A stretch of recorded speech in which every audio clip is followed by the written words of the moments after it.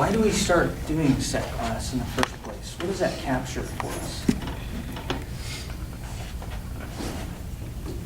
What is a set class, first off? What's its purpose? What are you writing when you write those numbers? A collection of intervals from a reference pitch class. Good. So those numbers are intervals from a reference pitch class. Okay, now, Jessica, why do we care? What's that do for us? Why do we care about intervals from a given note?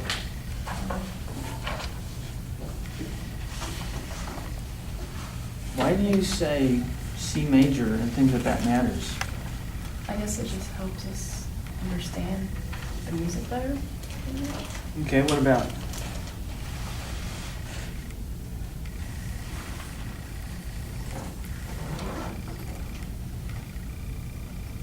Is it meaningful to say C major or 047 or 037? Does that help in some way? What's it capture? What's it do for us?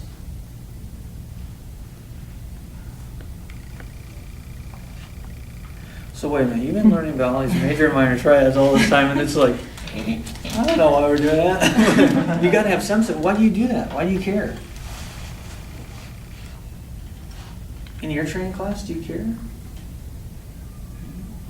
Yeah. How are you going to tell if it's a 4-chord or a 2/6 chord? You know the basis scale to read 4, but you want to know what the stuff is, right? You want to label, you want to handle to go, oh, okay, it's one of these. It's a 2/6 chord. I know about those. Oh, but then sometimes you're in a major context, you expect a 4 and you get a minor 4 instead, modal mixture. That matters to us. Okay, give me a term for this. Why are we doing intervals? What does that get us? Matthew? Was that a hand? That was No, okay. Let me get Melanie in on It that. shows us parallels in music. What's that? It shows us parallels, and Parallels? it helps us analyze. Oh, I see what you mean. Yeah, what do you mean by parallels? Like I know a lot of times in atonal music, it's more about like the form.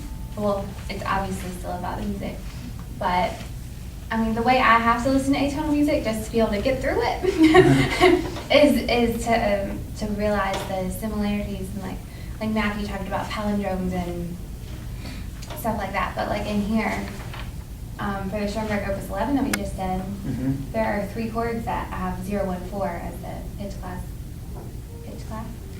What's it called? Set class. As their Set set. class. And every single one of these, except for chord, or not chord, J, had a partner that was the same set class. Mm-hmm. That's right. right. That's right. Yeah. Anyway, I find that really interesting. It would be really hard to say why they're similar in sound if you didn't have some tool to do it. And that's what set class does, isn't it? So that parallel idea, that similarity, you're able to capture the quality of a chord and say, oh, okay, that's kind of what it is. That's its quality. So, it's not about the content in terms of pitch classes so much. It's about intervals, unless you're perfect pitch, unless everything's about just identifying the individual notes. But no, to take it in as a whole, you have to have a sense of what we call chord quality, right? Yeah. We hear relationships between things, intervals, right? And you put a cluster of those intervals together and you produce something new.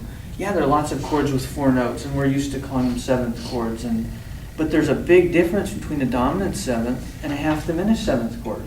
That quality difference matters. Set classes are a way to get a grasp on, okay, what is this? What's its quality? That's why part of why we do it. We want to label. We want to be able to say, oh, that's the same thing coming back.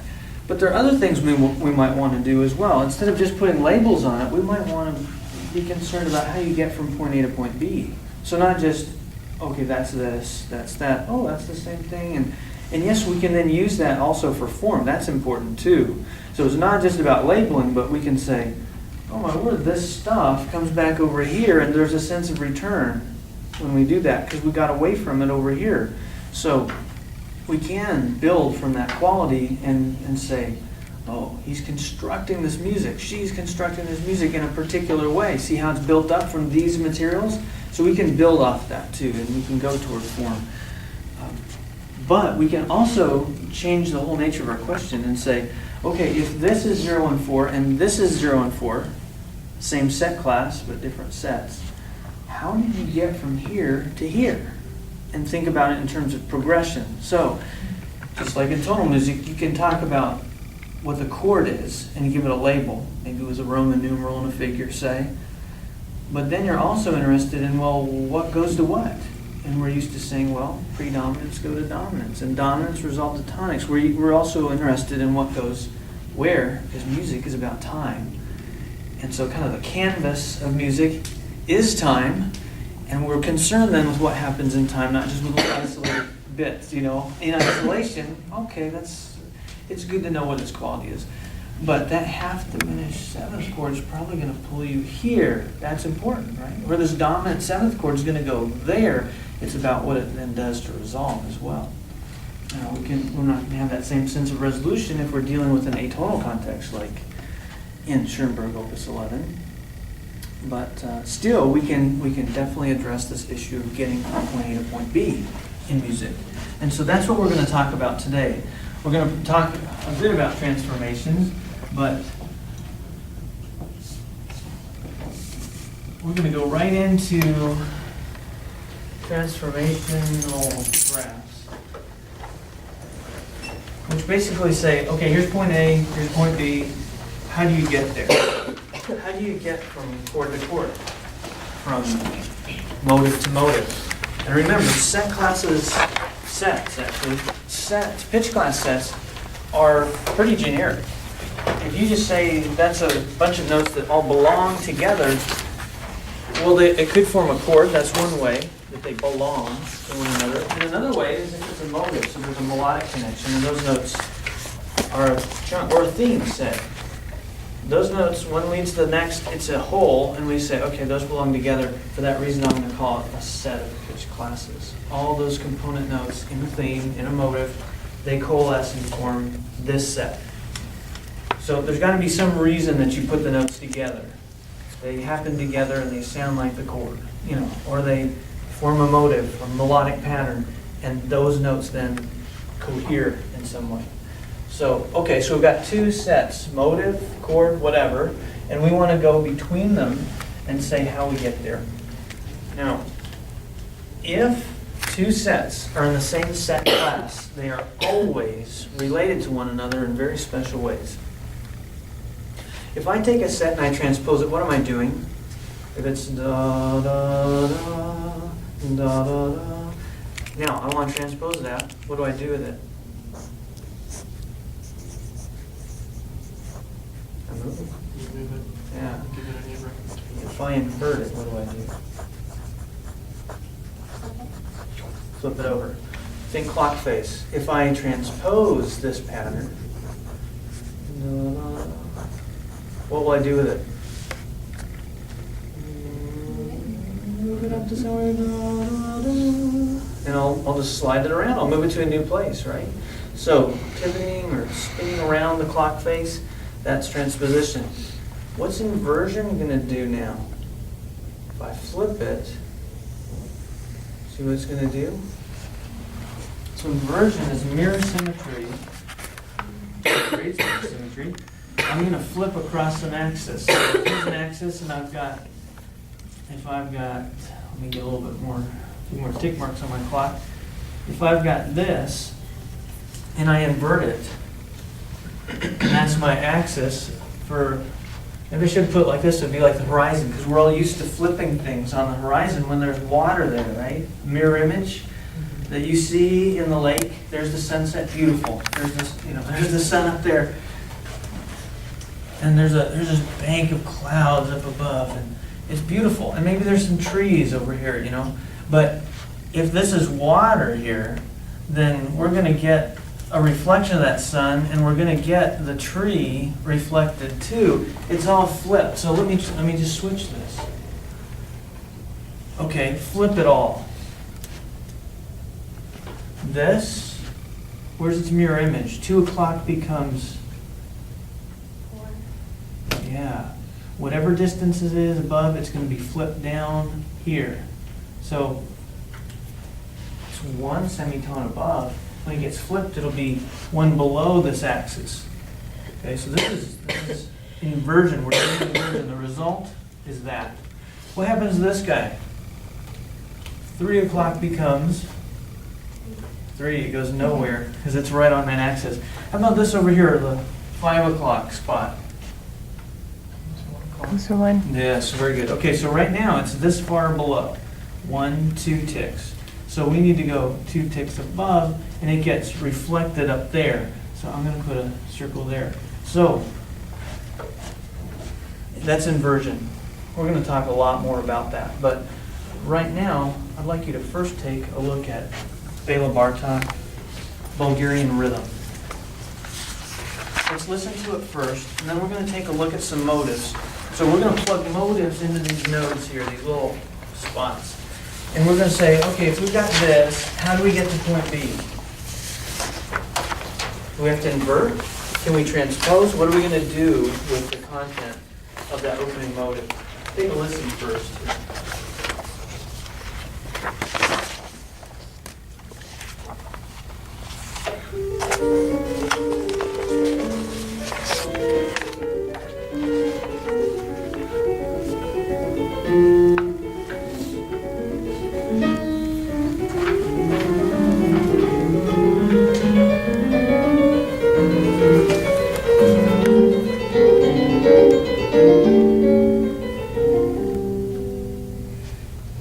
You don't like it? What's it make you think of? Anything? Kind of rushing. Yeah, it's just going, isn't Definitely it? moving forward. Yeah. Good. Anything else? Anybody think jazz? Yeah. It sounds kind of jazzy, doesn't it? Anything else? Yeah, obviously you thought Bulgarian. But obviously we didn't have that same feeling about it. Why Bulgarian? Do you know about Eastern European folk music? They have a lot of odd meters going on.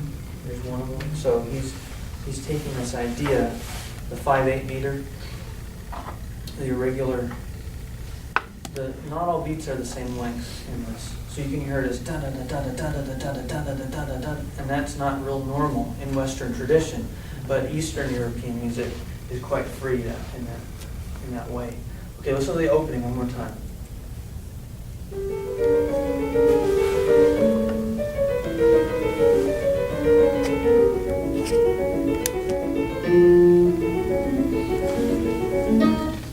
Cool. All right, so let's take a look at some of the details here. There's an opening motive, 5 notes long, right hand. Call that something. What are we going to call that motive? We just need a label on that. A. Okay, call it A, mark it that in your score. I would use a bracket on it and say this, G, A, D, B flat, C. This pattern is motive A, and I'm going to mark it to show its extent. This is where it starts, and that's how long it lasts. And then if we call that A, we can say, okay, that's A. I'm at A now, and we'll represent it here on a graph this way. Okay, look at measure 2. What's happened to that motive?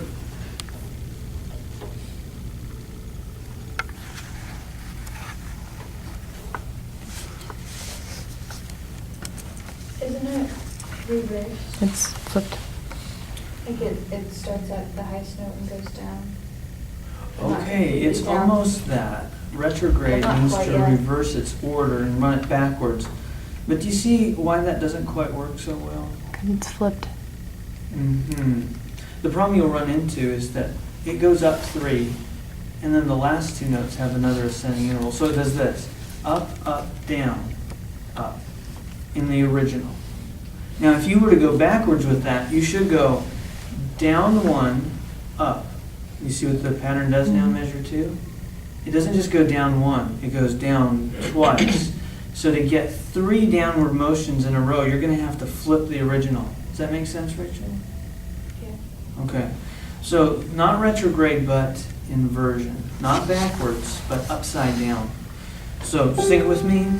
Da, da, da, da, da. And now reverse or flip it, invert it. Yeah, he's turned it upside down. So when you experience the intervals this time, how do you experience them? What went up now goes down. So we went up to, I'm talking in semitones, up to, and now when we hear it in inversion, we do what? Not up to, but down to, half step up. So up by twos and then down a half step. Every one of those is going to get reversed. Let's see what it's C sharp. C sharp. Let me just show that up here so it's absolutely clear what I mean by that. So this went +2, +2, -1, +2. This one takes the same sizes and reverses their direction. +2 becomes -2. -1 becomes +1. -2. Make sense? Inversion flips it, and that means that the intervals change their direction. Size doesn't change, direction does. That's what inversion does. How would we go about labeling that? Okay, good. So this is A, and we're going to call that the prime form. So if it does this pattern, it's right side up. That's our standard. This is upside down. So this is an inversion of A. And that's how we write that. I of A, of is just the parentheses around it. So this is the inversion of A. So longhand. We've got to know what it is. Well, it's A. And then we want to say, but it's inverted. So we put the big I there to show that it's inversion of A. Okay, so we end up with inversion of A. Now, one way to do inversion, and there are other ways too, is to find where the axis of symmetry is.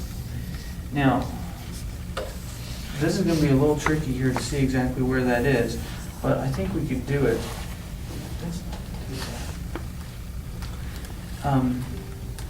Find two notes that are analogous. Like these two, for this to be an inversion, this had to go here, right? And this A had to go there. So you see where you're flipping? If A becomes B, where's the axis at? Right in between them, right?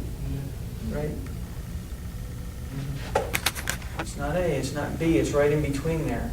A sharp, B flat, which is 10. Yeah, I was going to say. So it's all inverting around B flat, if you will.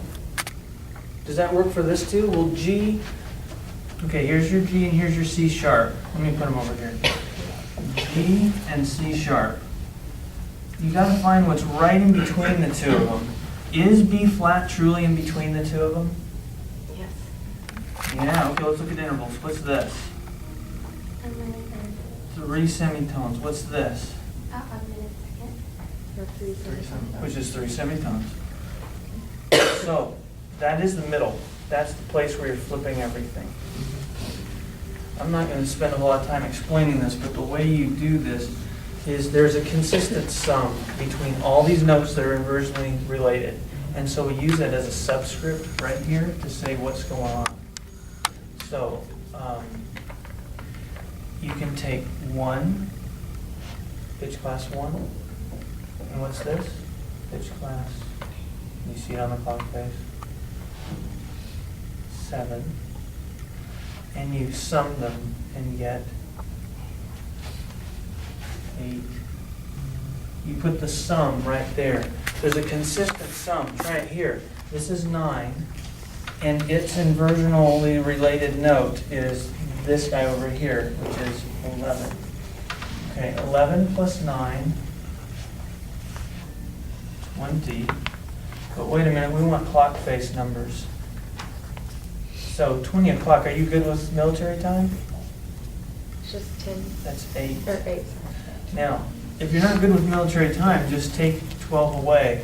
So if you've gone around the clock once plus some, just take away a whole 12 hours, and you'll get down to 8. See what I'm going to do to turn it on to the clock face number? If you don't like military time, just turn it into, and we don't like military time very much, so turn it, go ahead and turn it into a normal clock face number. don't do 12 or higher. 12 is the same as 0. Okay, so, and again, I can do it here, I can do it, oh, look at that. See, B flat becomes B flat. Makes sense, doesn't it? Now, okay, B flat plus B flat, that's 10 plus 10 is 20. 10 plus 10, 20, minus the 12 to get on the clock, and we're back at 8. So no matter which two you pick, you're going to get they're always going to sum to this 8. And that's what we put down there. So if you want to find, if you look at this symbol and you want to know what's the axis, where are you flipping around? Do you know what to do?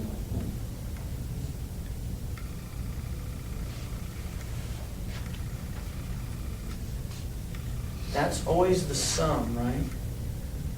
And we got that by summing, we could sum B flat and B flat.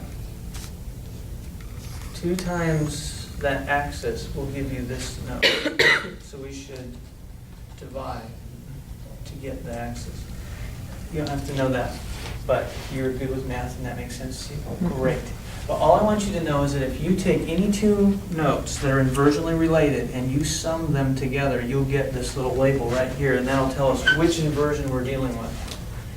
Okay, so this is inversion that creates sum 8, a sum of pitch class numbers of 8. Okay, so now we know how to relate these 2 things. To get from point A to point B, from A to its inversion, this particular inversion requires that we do this inversion that's a sum 8 sort of thing. So if I told you that A had a pitch class of 0, in other words C, what would it become over here? Well, this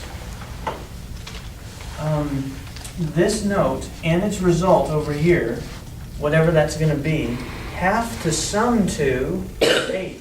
Are you with me? Those 2 notes are going to sum to 8. So 0 plus what equals 8? 0 plus 8. Okay, so we've got an 8 over. This is going to produce, if I plug in a C over here, this is going to produce pitch class 8 or A flat. Okay, that's gonna work? Okay, now, all I really need you to remember is that sum idea, okay? That if you take a note here and a note here and they are inversionally related to one another, you can sum them and you can tell me that I need to do inversion by 8. Sum 8, okay? That's all I need you to get. Let's try another one now.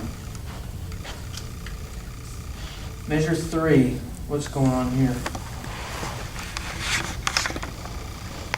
Identify, what do we have? Same thing, return of A. Okay, so the third element here is A again, and that means we just need to invert it back to where it was. So just flip it again over the same axis and you restore A to what it was originally.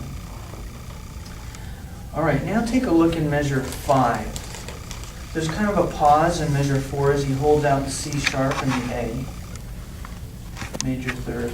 In measure 5, though, he's starting afresh. And what is this now? Is this A again? Transformed, or is it new? It's new because the C is natural, not sharp. Because the inversion has a C sharp. Oh, I see what you're doing. That is good thinking. Can you relate it back intervallically to the opening, though? The opening went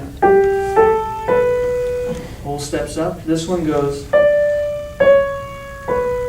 you hear that? Half step in there? Oh, that's different, isn't it? Mm-hmm. Or you can do what Rachel was doing, which is look at measure 2 and compare. They're not all off by the same interval, are they? There's a half step. The C sharp becomes a D. The B becomes a C sharp. Some things are moved a half step and some are 2. So it's not the inversion of A. It's the same motive, but it's varied. And we don't really have a good way to map one to the next.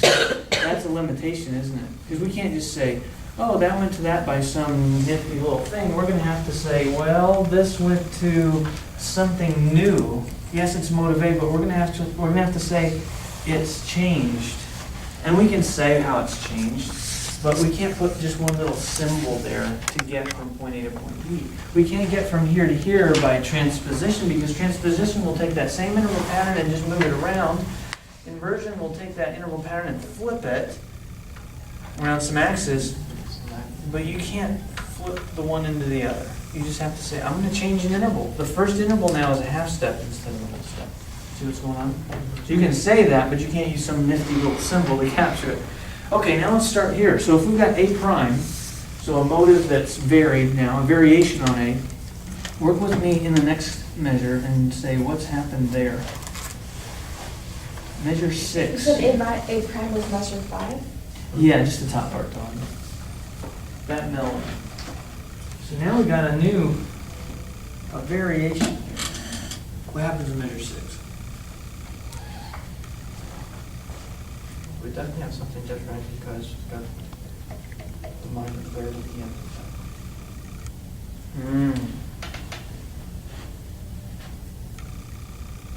So is that a transposition? But the amount of semitones between each note is the same. Oh, from measure 5 to measure 6? Yeah. There's one difference though, can you Oh. see it? Mm-hmm. D becomes C, down a step, whole step. C sharp becomes B, B becomes A, C becomes B flat, and then, shoot, B flat becomes G. Never mind. So we have yet another variation, but is that, yeah, that's just another variation. So we gotta go, we go to A prime now. So we can say, oh, it's the same material and it's basically moved down in pitch, but one note isn't working. It's like, it's almost transposition, but there's variation involved. The other one is almost inversion. You know, it is inversion, but I can't say what kind it is because I've got some variation in there. You see what's going on? We could say, you know, it's transposition except one note's off. But we've got to say something to explain what's going on. But good, it's basically transposition though, right? We're just moving it down and one note doesn't quite work. One note has changed. You know what we could do is just be less specific and say everything's down a step, down 2 or 1 semitones. See what we can do there? So we could do that. And then he's going to do this again. So look at measure 7 and 8, and you see what we've got. Same stuff. So we've already dealt with that. All right, ready? We're going to move on now. Measure 9. He starts to fixate. It almost starts to become an ostinato, but nothing happens over top of it to make it sort of a backdrop for other stuff. This is the main thing. And I'd like you to compare what he's doing here with measure 13. Find that. That's the last system. Compare those two. This is a new pattern. He's not had leaps of fourths before. And that starts out with a leap of a fourth. Notice that that's a treble clef. Changes. You see what he's doing? One note. The last note keeps changing. And what does it do? It's ascending by... Ascending by half step, right? Plus one. Good job.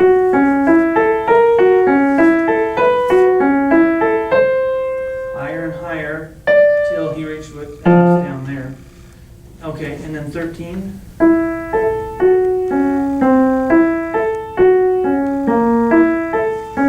Do you hear what he's doing now? He's gone lower each time.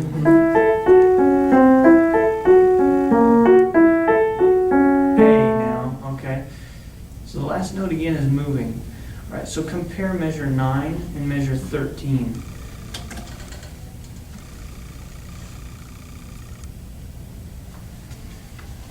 Cindy, tell me what you see. It's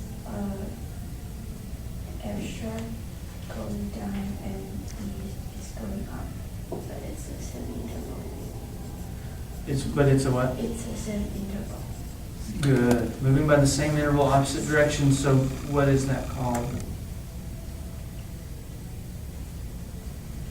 When you take something, preserve its intervals, but change its direction, instead of going up, now you're going down, what have you done?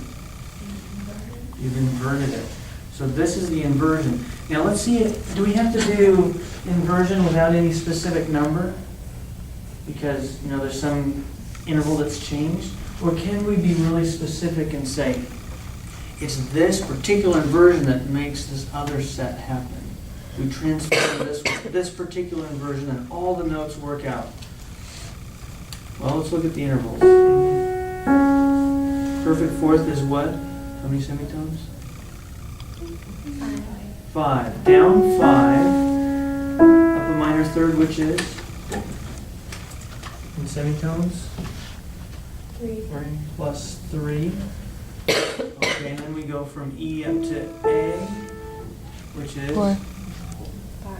Plus 5. 5. Okay, and then finally, last step, up, plus 1.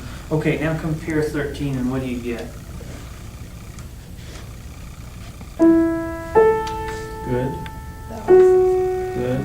Good. All the same sizes, opposite direction. Good. These are inversely related. So we can take, what do you want to call measure 9? What's that motive? B. Okay, so we'll say this is B, measure 9, and it has changed in various ways. It's varied, so you get a B prime, you get a B double prime coming out of it. But now I want to look at how we get from measure 9 over to measure 13. And now we've got B again, but it's an inversion of B. And I want to say, okay, well, how do you get there? Use what we know, the sum principle, and give me a subscript right here.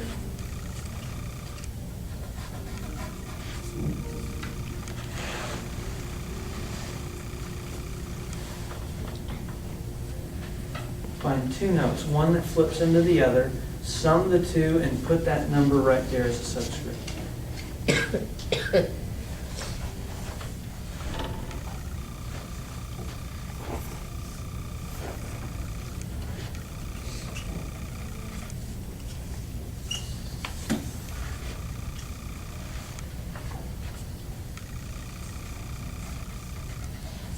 So Jessica, what did you get?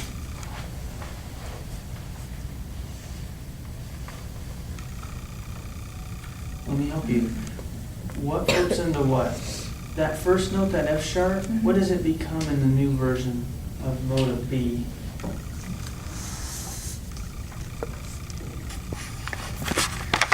And we didn't reverse order, did we? So what's it become?